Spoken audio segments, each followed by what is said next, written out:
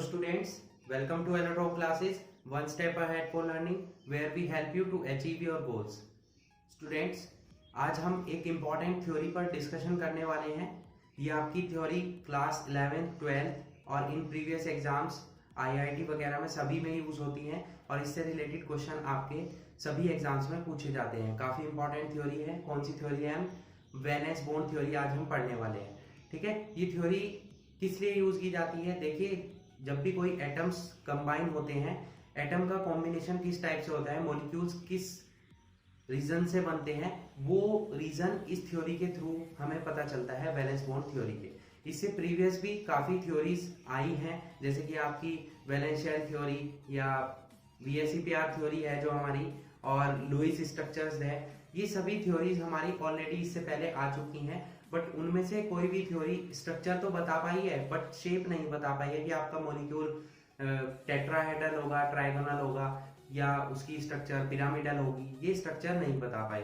तो valence bond theory इसे अच्छे से एक्सप्लेन कर पाई और जो लिमिटेशंस थी प्रीवियस थ्योरीज की उन्हें वो फुलफिल कर पाई। और आई होप ये इसके बाद भी कुछ थ्योरीज आई हैं, तो वो क्योंकि इस थ्योरी की भी कुछ अपनी लिमिटेशंस हैं और उन लिमिटेशंस को वो थ्योरी कंप्लीट करेगी। बेसिकली जो अब हम थ्योरीज पढ़ते हैं, जितने भी मॉलिक्यूल्स का फॉर्मेशन हो रहा है, वो दो थ्योरीज के बेसिस पर हम पढ़ते हैं। नंबर 1 है वैलेंस बॉन्ड थ्योरी, नंबर 2 है हमारी molecular orbital theory. In short, valence bond theory को हम VBT बोलते हैं और मॉलिक्यूलर ऑर्बिटल थ्योरी को हम MOT बोलते हैं। ठीक है, एग्जाम्स में इससे रिलेटेड क्वेश्चंस पूछे जाते हैं। आज हम इसी थ्योरी को डिस्कस करने वाले हैं, नंबर 1 थ्योरी को, वैलेंस बॉन्ड थ्योरी को। इसके बाद मॉलिक्यूलर ऑर्बिटल थ्योरी को हम नेक्स्ट पार्ट में डिस्कस करेंगे। ओके, तो आइए देखते हैं कि वैलेंस बॉन्ड थ्योरी क्या होती है और इसके थ्रू आप मॉलिक्यूल का फॉर्मेशन किस किस रीजन की वजह से होता है, कैसे इसने मॉलिक्यूल के फॉर्मेशन को एक्सप्लेन किया है। Okay, so let's start. देखिए, पहली बात यह है कि वैलेंस बॉन्ड थ्योरी जो दी थी वो साइंटिस्ट थे हमारे हिटलर एंड लंडन। इन्होंने 1927 में ये थ्योरी दी थी। ठीक है, डेवलप किया था। उसके बाद कुछ और साइंटिस्ट आए, पाउलिंग, स्लेटर और इन्हीं के साथ जो अदर वर्कर्स थे। ठीक है, इन्होंने इस थ्योरी को डीपली एक्सप्लेन किया था। इन्होंने केवल डेवलप किया था, बट पूरी थ्योरी जो ओवरऑल इसके बारे में बताया है वो किसने बताया है? पाउलिंग और स्लेटर्स ने। ठीक है, तो ये थ्योरी जो है दो टर्म्स की बेसिस पर हमें मॉलिक्यूल का फॉर्मेशन सिखाती है। नंबर 1 टर्म क्या है? एनर्जी कंसीडरेशन, एनर्जी के बेसिस पर हमें बताती है, और नंबर 2 बताती है ऑर्बिटल ओवरलैप के बेसिस पर। ये थ्योरी कोवेलेंट बॉन्ड्स का एक्सप्लेनेशन करती है। ठीक है, जितनी भी थ्योरीज हम पढ़ रहे हैं सभी कोवेलेंट बॉन्ड थ्योरी के बारे में बताते हैं। जैसे कि हमारा लुईस स्ट्रक्चर है वो आपकी कोवेलेंट बॉन्ड से रिलेटेड है, VSEPR थ्योरी है वो कोवेलेंट बॉन्ड से रिलेटेड है, मॉलिक्यूलर ऑर्बिटल थ्योरी या वैलेंस बॉन्ड थ्योरी, सभी थ्योरीज आपकी कोवेलेंट बॉन्ड से रिलेटेड है। मोस्टली सभी कोवेलेंट बॉन्ड्स के फॉर्मेशन के बारे में बताती है। तो ये थ्योरी हमारी दो फॉर्म्स में हमें एक्सप्लेन करेगी कि मॉलिक्यूल का फॉर्मेशन कैसे होता है। नंबर 1 एनर्जी के बेसिस पर, नंबर 2 आपके ऑर्बिटल ओवरलैप के बेसिस पर। ऑर्बिटल्स के थ्रू ही आप क्या बनाते हैं? मॉलिक्यूल्स, क्योंकि ऑर्बिटल्स पे क्या फिल किए जाते हैं? इलेक्ट्रॉन्स। तो जब तक इलेक्ट्रॉन्स फिल होते हैं, जब इलेक्ट्रॉन्स फिल होंगे तो वो इलेक्ट्रॉन्स ही एक दूसरे को अट्रैक्ट या डिस्ट्रैक्ट करेंगे, तभी हमारे क्या होगा? मॉलिक्यूल का फॉर्मेशन होगा या नहीं होगा, पॉसिबिलिटी होगी या नहीं होगी, वो डिपेंड करता है उसकी एनर्जी पर और ऑर्बिटल ओवरलैपिंग पर। ठीक है, तो इन्हीं के बारे में बताया है वैलेंस बॉन्ड थ्योरी ने। इंपॉर्टेंट थ्योरी आप ध्यान से पढ़ेंगे। ओके, तो आइए चलते हैं इसके कंसेप्ट्स पर। बहुत ही इजी वे में हम इसे सीखे। Number 1, in terms of energy consideration. अगर हम एनर्जी को कंसीडर करते हैं तो एनर्जी कैसे बताती है कि मॉलिक्यूल बनेगा या नहीं बनेगा। ठीक है, तो इसी को हम जो सबसे पहले एग्जांपल लिया था, सिंपल सा एग्जांपल लेके देखते हैं। H2 मॉलिक्यूल का एग्जांपल लेते हैं कि H2 मॉलिक्यूल आपका हाइड्रोजन का मॉलिक्यूल कैसे बनता है। ठीक है, देखिए, जब भी आपके दो हाइड्रोजन एटम ये आपके काफी डिस्टेंस पर है तो इनके बीच में कोई भी फोर्स डेवलप नहीं होता है। फोर्स ऑफ इंटरेक्शन यहाँ पर 0 है।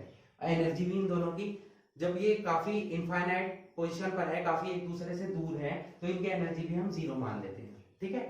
लेकिन जैसे ही ये पास आना स्टार्ट होते हैं इस टाइप से, तो इनके बीच में फोर्सेस ऑफ अट्रैक्शन और फोर्सेस ऑफ रेपल्शन डेवलप हो जाते हैं, ठीक है। दो टाइप के फोर्सेस डेवलप हो जाते हैं। Number one forces of attraction और नंबर टू फोर्सेस ऑफ रेपल्शन, ठीक है।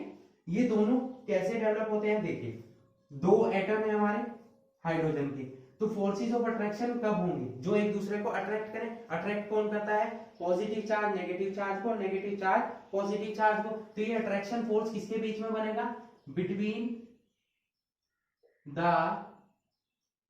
न्यूक्लियाई, जो इन दोनों के न्यूक्लियस होंगे उनके बीच, एंड इलेक्ट्रॉन्स ऑफ एटम्स। भाई इसका न्यूक्लियाई इसके इलेक्ट्रॉन्स को अट्रैक्ट करेगा, इसका न्यूक्लियाई इसके इलेक्ट्रॉन्स को अट्रैक्ट करेगा, तो अट्रैक्शन फोर्स कब डेवलप होगा, दोनों के न्यूक्लियस और किसके बीच में, इलेक्ट्रॉन्स के बीच में, ओके। फोर्सेस ऑफ रेपल्शन, रेपल्शन का मतलब होता है डिस्ट्रैक्ट करना। डिस्ट्रैक्ट कैसे करेंगे, ऐसे, ठीक है, ये दूर चले जाएंगे। तो दूर कब जाएंगे, जब वो एक दूसरे को रेपल करेंगे। रेपल कौन करेगा, जो सेम चार्जेस हो। सेम चार्जेस कौन से होंगे, बिटवीन द न्यूक्लियस, जो आपका न्यूक्लियस है, एक न्यूक्लियस दूसरे न्यूक्लियस को क्या करेगा, डिस्ट्रैक्ट करेगा। मतलब between the nucleus of one atom, एक एटम का न्यूक्लियस दूसरे एटम को क्या करेगा, डिस्ट्रैक्ट करेगा, एंड अनदर एटम। दूसरा between the electrons of one atom and another atom, ठीक है। तो फोर्सेस ऑफ अट्रैक्शन और फोर्सेस ऑफ रेपल्शन आपके कैसे कैसे बनते हैं, सेम जब चार्जेस एक दूसरे के पास आएंगे तो अट्रैक्शन फोर्सेस होंगे, और जब अपोजिट चार्जेस आएंगे तो उनके बीच में फोर्सेस ऑफ रेपल्शन होंगे, ठीक है। अब इन्हीं दोनों पर डिपेंड करता है कि आपका मॉलिक्यूल बनेगा या नहीं बनेगा। देखिए अगर फोर्सेस ऑफ अट्रैक्शन ज्यादा हुआ तो वो अट्रैक्ट हो जाएंगे, अट्रैक्ट हो जाएंगे तो क्या होगा, वो एक दूसरे से बॉन्डिंग बना देंगे, उनका मॉलिक्यूल बन जाएगा। अगर फोर्सेस ऑफ रेपल्शन ज्यादा होंगे तो रेपल्शन ज्यादा होगा, वो दूर जाएंगे, एक दूसरे से दूर जाएंगे तो बॉन्ड्स का फॉर्मेशन नहीं कर पाएंगे। जब बॉन्ड्स नहीं बनेंगे तो मॉलिक्यूल्स नहीं बन पाएंगे, ठीक है। तो ये हमारे मेन होते हैं जिनकी वजह से हमारा क्या बनता है, मॉलिक्यूल बन सकता है, ठीक है। इतना क्लियर हुआ।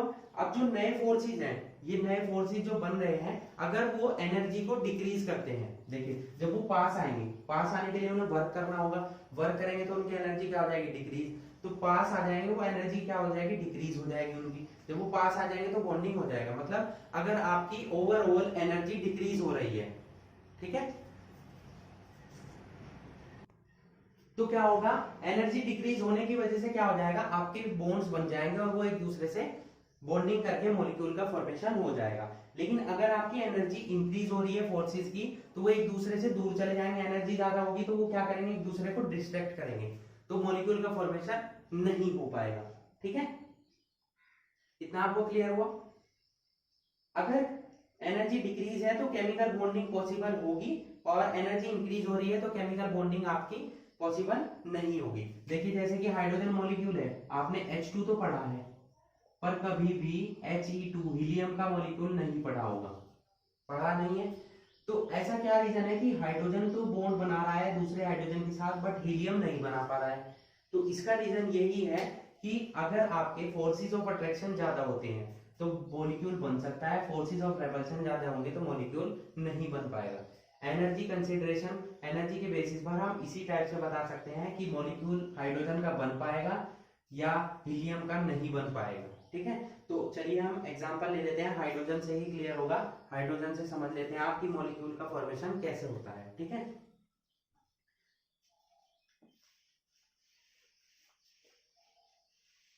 बॉन्डिंग कैसे होती है, देखिए हाइड्रोजन का मॉलिक्यूल कैसे बनता है। हाइड्रोजन का एटॉमिक नंबर 1 होता है, ठीक है। तो इस पर एक पॉजिटिव चार्ज होगा और इलेक्ट्रॉन कितना होंगे, 1। सपोज हमने 2 एटम ले लिए हाइड्रोजन के, यहाँ पर ये हमने हाइड्रोजन का 1 एटम ए एटम ले लिया, या हाइड्रोजन का बी एटम ले लिया, ठीक है। यहाँ एक पॉजिटिव चार्ज है, यहाँ भी पॉजिटिव चार्ज है, ठीक है। इस टाइप से हमने ये बना लिया। अब क्या होगा, यहां पर हम इसका इलेक्ट्रॉन ले लेते हैं, ए वाले का इलेक्ट्रॉन को हम क्या बोल देते हैं, ई ए, ये ए भी हम बाहर फिल कर लेते हैं।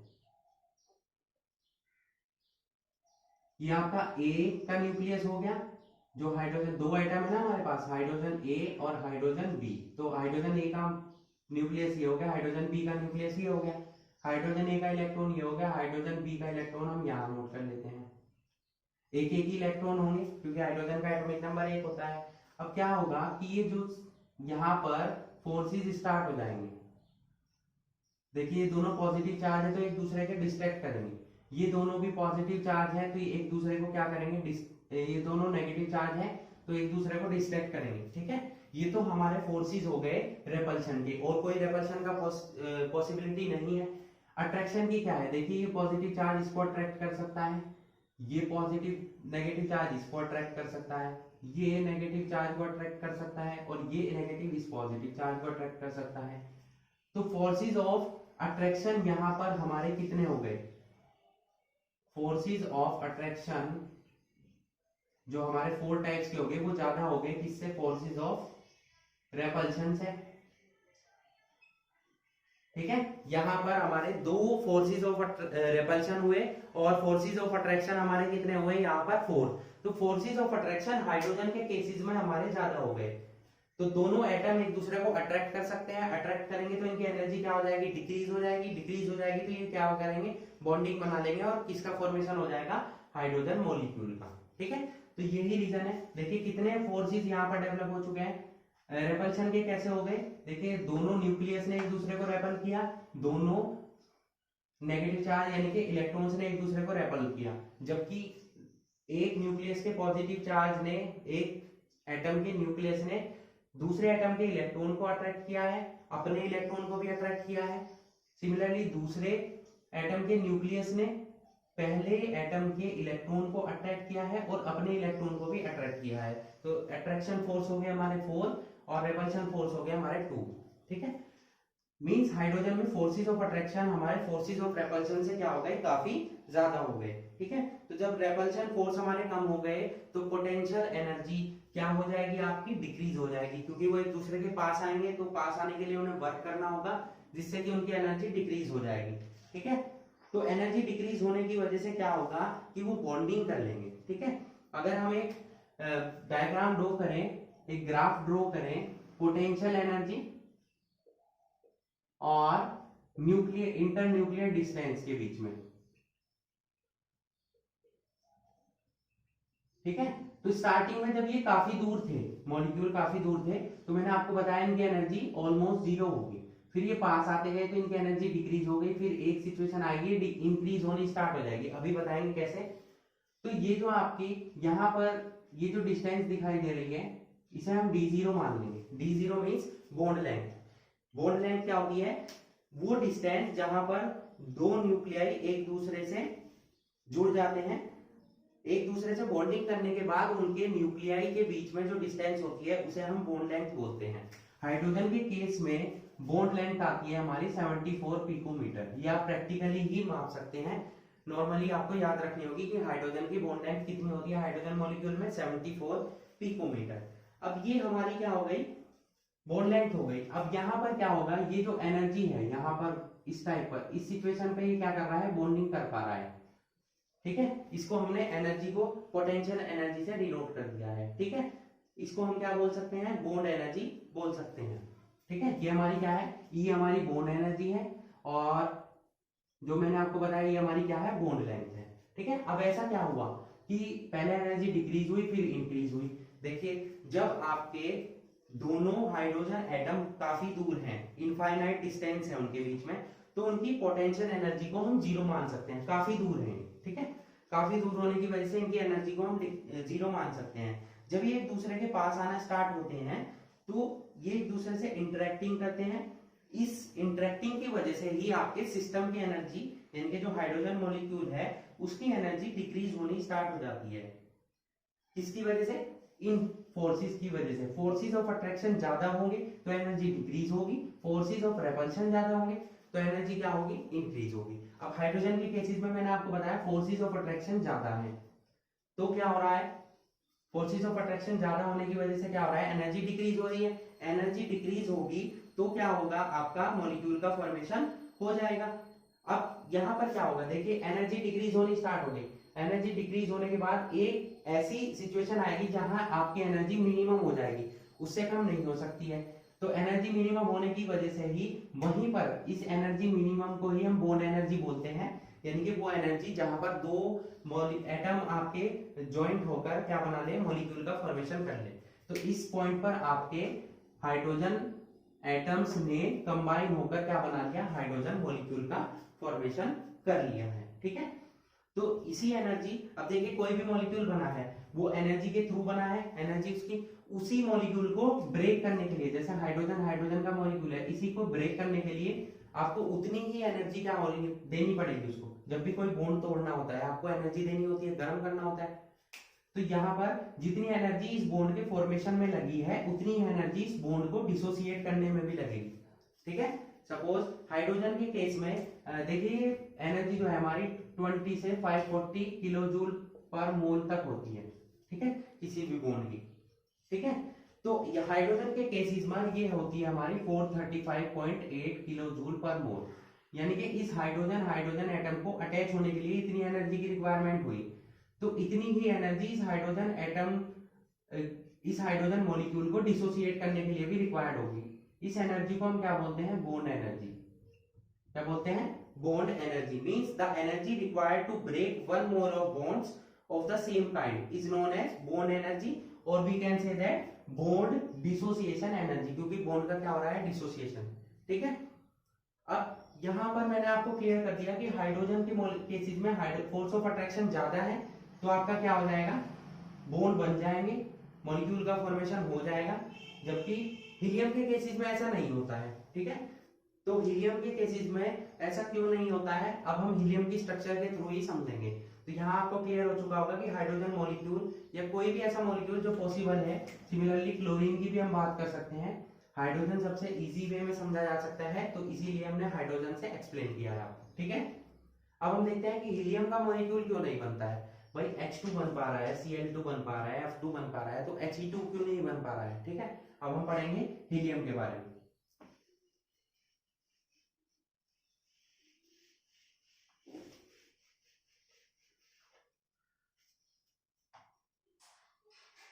अब देखिए हीलियम है हमारा He2 मॉलिक्यूल, ये हमारा नहीं बन पाता है, पॉसिबल ही नहीं है।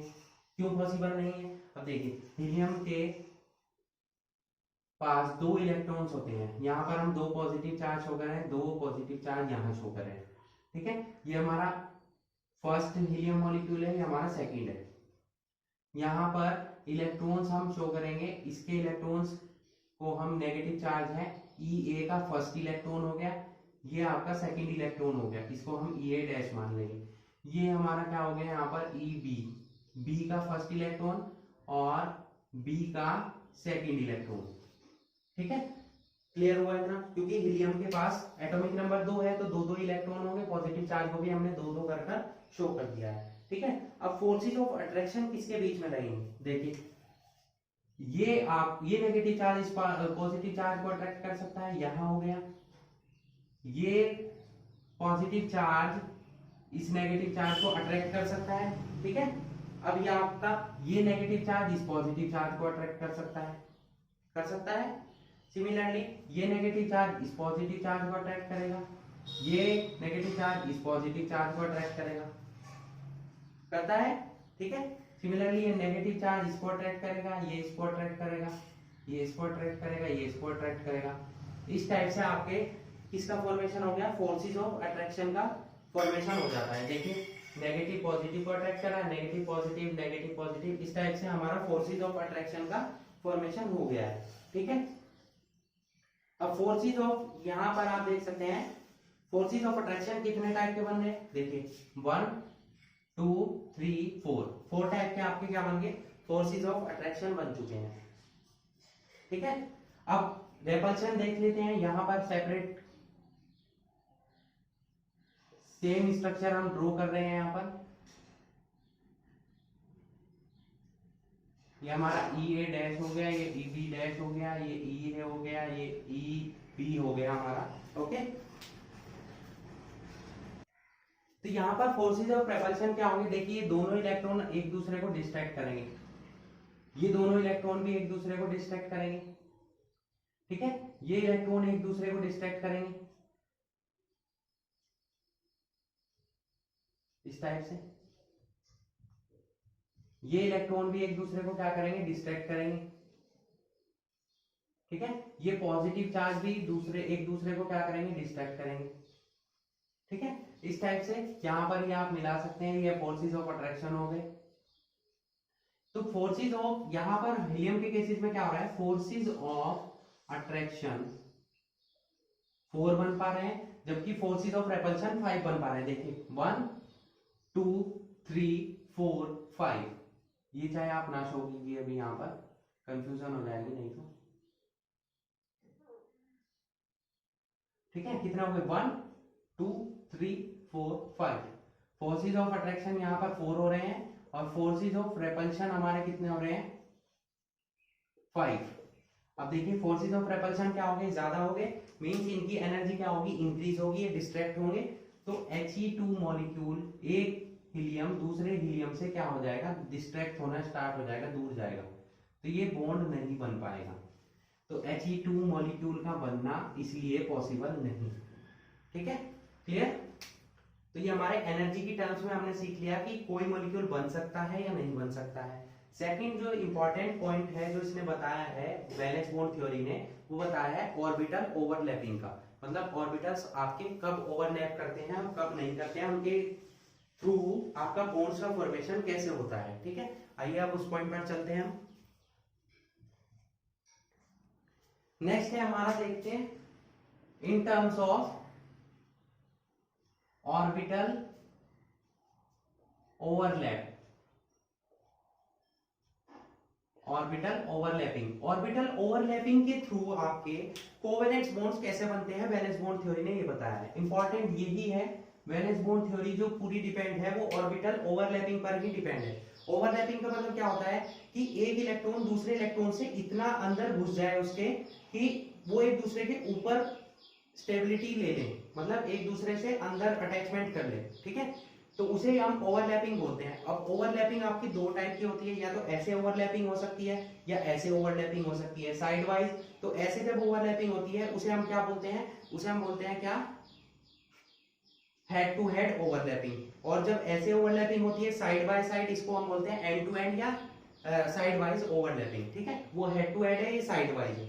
तो इसकी वजह से हमारे दो बॉन्ड्स बनते हैं, एक तो सिग्मा बॉन्ड, एक पाई बॉन्ड। इनके बारे में हम बाद में डिस्कशन करेंगे, पहले हम ओवरलैपिंग सीखेंगे। ऑर्बिटल क्या होता है, ऑर्बिटल एक ऐसा प्लेस होता है जहां पर इलेक्ट्रॉन्स के मिलने की प्रोबेबिलिटी सबसे ज्यादा होती है, ठीक है। तो इसी ऑर्बिटल ओवरलैपिंग की वजह से आपके मॉलिक्यूल का फॉर्मेशन होता है, कोवेलेंट बॉन्ड का फॉर्मेशन होता है। तो एक कोवेलेंट बॉन्ड कब बनता है, जब आपकी पार्शियल ओवरलैपिंग होती है, partial overlapping between two atomic orbitals। दो एटॉमिक ऑर्बिटल्स होने चाहिए, और वो एटॉमिक ऑर्बिटल कैसे होने चाहिए, हाफ फील्ड, ये आपको ध्यान रखना है, ठीक है। Partial overlapping between two half field atomic orbitals having opposite, या ऐसा बोल सकते हैं having electrons with opposite spin। तो ऐसे दो हाफ फील्ड एटॉमिक ऑर्बिटल्स जिसमें इलेक्ट्रॉन आपके अपोजिट स्पिन कर रहे हो, मतलब एक आपका एंटी क्लॉकवाइज हो और एक आपका क्लॉकवाइज हो, ठीक है। ये आपका क्लॉकवाइज हुआ, ये आपका एंटी क्लॉकवाइज हुआ। तो जब ये दोनों ओवरलैपिंग करेंगे, यही इन्हीं की ओवरलैपिंग पॉसिबल है, ठीक है। ओरिएंटेशन भी डिपेंड करता है हमारा, कि अगर एक इलेक्ट्रॉन यहां है और एक यहां है तो ओवरलैपिंग होना पॉसिबल ही नहीं है, ठीक है।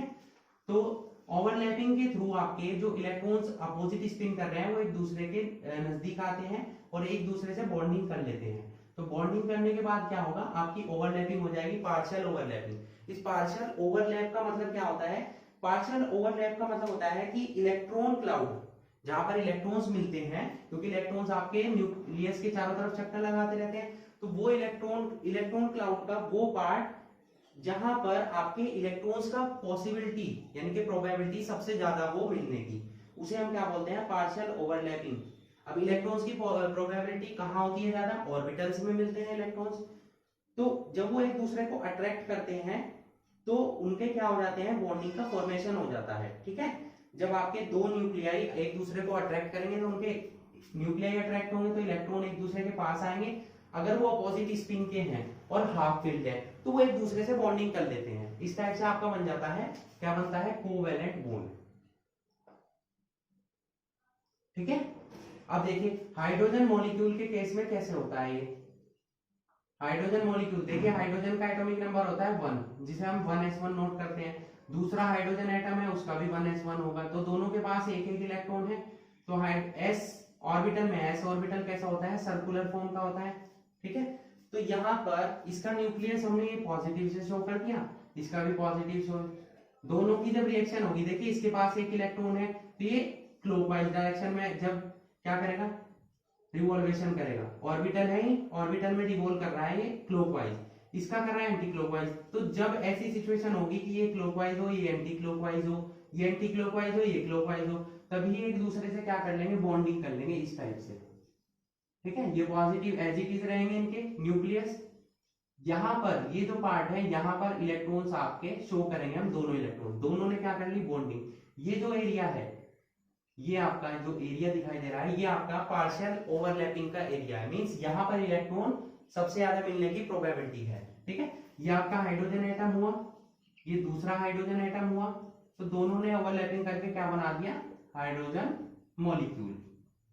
इस टाइप से ओवरलैपिंग के थ्रू आपके मॉलिक्यूल्स का फॉर्मेशन होता है, लेकिन होगा उन्हीं में जिनमें हाफ फिल्ड एटॉमिक ऑर्बिटल हो।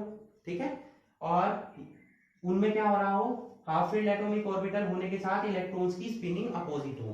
ठीक है, अब हीलियम के केसेस में, अभी मैंने आपको एनर्जी के थ्रू समझाया, हीलियम का केस ओवरलैपिंग के थ्रू भी हम एक्सप्लेन कर सकते हैं। ठीक है, अभी उसे करेंगे हम एक्सप्लेन, पर पहले हमें क्या करते हैं, और एग्जांपल ले लेते हैं इसके। यहाँ पर हाइड्रोजन मॉलिक्यूल हमने लिया है, अब हम लेते हैं कि कोई हाइड्रोजन जब किसी इलेक्ट्रोनेगेटिव एटम से रिएक्शन करता है तो वो मॉलिक्यूल कैसे बनता है, यानी कि इलेक्ट्रॉन्स जब p ऑर्बिटल में हो, d ऑर्बिटल में हो तब। फॉर एग्जांपल हमने ले लिया यहाँ पर HF मॉलिक्यूल, हाइड्रोजन फ्लोराइड का मॉलिक्यूल कैसे बनता है, देखिए हाइड्रोजन का है 1 तो 1s1 हो जाएगा। फ्लोरीन का कितना होता है 9, 1s2 2s2 2p5। ये 2p5 कैसे बनता है, देखिए p में आपके 3 ऑर्बिटल होते हैं, ये हो गया px, ये हो गया py, ये हो गया pz। यहाँ पर 2 इलेक्ट्रॉन, यहाँ पर 2 इलेक्ट्रॉन, यहाँ पर 1 इलेक्ट्रॉन। ठीक है, तो अब देखिए जब हाइड्रोजन का मॉलिक्यूल यहाँ इस टाइप से हो, ऑर्बिटल में, s ऑर्बिटल में इलेक्ट्रॉन यहाँ पर रिवॉल्व कर रहा हो, इसकी इससे रिएक्शन होगी तो यही ऑर्बिटल ड्रॉ करेंगे। p ऑर्बिटल की शेप कैसी बताई हुई है आपको, डम्बेल शेप होगी इस टाइप से।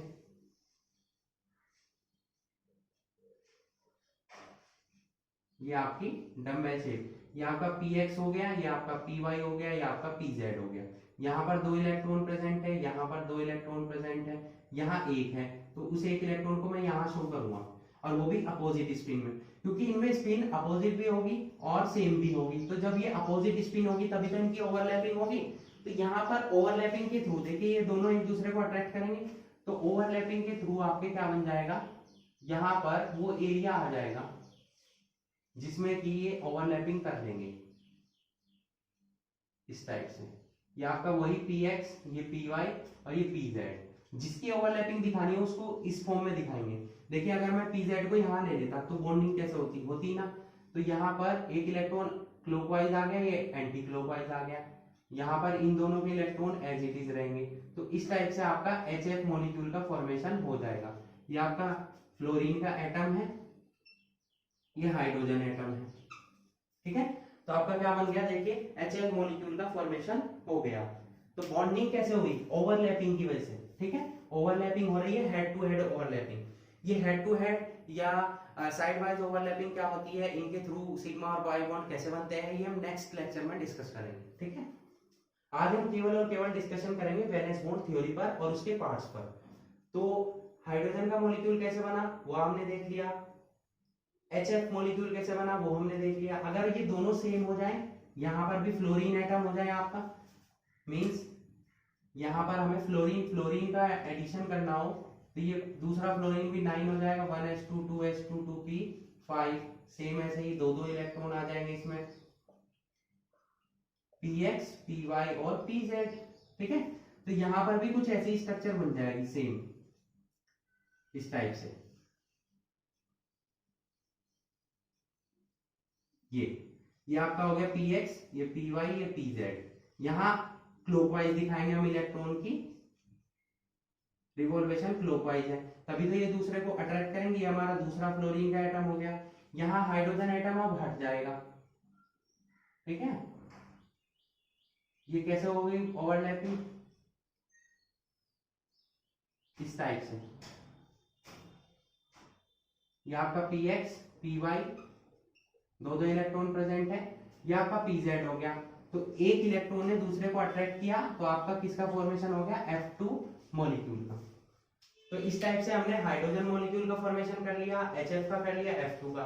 बॉन्डिंग स्ट्रेंथ क्या है, सबसे ज्यादा बॉन्ड स्ट्रेंथ होती है HF की, देन होती है FF की, और लास्ट में होती है हमारी, सॉरी एक मिनट, यहां पर हमारी बॉन्डिंग होगी, सबसे ज्यादा बॉन्ड स्ट्रेंथ किसकी होती है, HF की, देन हाइड्रोजन हाइड्रोजन बॉन्ड की, और सबसे लास्ट में होगी हमारी FF बॉन्ड की। ठीक है, क्योंकि इनमें फोर्सेस ऑफ रेपल्शन ज्यादा होते हैं। क्लियर। अब He2 यानी कि हीलियम का मॉलिक्यूल क्यों नहीं बनता है, वो हम एनर्जी के थ्रू आपको एक्सप्लेन कर चुके हैं। अब हम पढ़ेंगे कि ओवरलैपिंग के थ्रू हम कैसे समझ सकते हैं कि हीलियम का मॉलिक्यूल बनना पॉसिबल क्यों नहीं है। देखिए, ये पॉसिबल नहीं है, क्यों, तो इसमें क्या होगा कि इसकी पॉसिबिलिटी इसलिए नहीं है। देखिए, हीलियम का एटॉमिक नंबर होता है 2, तो इसका इलेक्ट्रॉनिक कॉन्फ़िगरेशन क्या हो जाएगा, 1s2। दूसरे हीलियम का भी 1s2। अब देखिए, यहां पर s ऑर्बिटल में 2 इलेक्ट्रॉन्स हो सकते हैं, दूसरे में भी कितने होंगे, 2 ही होंगे। अब s ऑर्बिटल में 2 इलेक्ट्रॉन्स हो सकते हैं, ये तो हमारा क्या हो गया, 2 ही यहां पर है, तो ये तो फुल फील्ड हो गया, ये भी फुल फील्ड है। और हमें ऑर्बिटल ओवरलैपिंग के लिए हाफ फील्ड ऑर्बिटल चाहिए, और इलेक्ट्रॉन्स की स्पिन अपोजिट होनी चाहिए। स्पिन तो अपोजिट है, बट ये तो ऑर्बिटल फुल फील्ड है, कंप्लीटली फील्ड है, तो इसके पास हाफ फील्ड ऑर्बिटल्स नहीं है, तो ये इससे क्या है, बॉन्डिंग नहीं कर पाएगा। बॉन्डिंग नहीं कर पाएगा तो हीलियम मॉलिक्यूल का बनना पॉसिबल नहीं है। Okay, clear. तो हीलियम मॉलिक्यूल क्यों नहीं बन पा रहा है, हमने एनर्जी कंसीडरेशन के बेसिस पर भी समझ लिया और ऑर्बिटल ओवरलैपिंग के बेसिस पर भी समझ लिया है। ठीक है, तो यहाँ पर जो दोनों पार्ट थे हमारे वैलेंस बॉन्ड थ्योरी के, in terms of energy consideration and in terms of orbital overlapping, वो यहाँ पर हमारे कंप्लीट होते हैं। मींस वैलेंस बॉन्ड थ्योरी हमारी कंप्लीट होती है। अब ओवरलैपिंग किस किस टाइप से होती है, कितने टाइप की होती है, उनकी वजह से सिग्मा बॉन्ड या पाई बॉन्ड कब बनते हैं, वो हम डिस्कस करेंगे नेक्स्ट वीडियो में। Okay, so that's it for today. Hope you enjoyed the video and thanks for watching.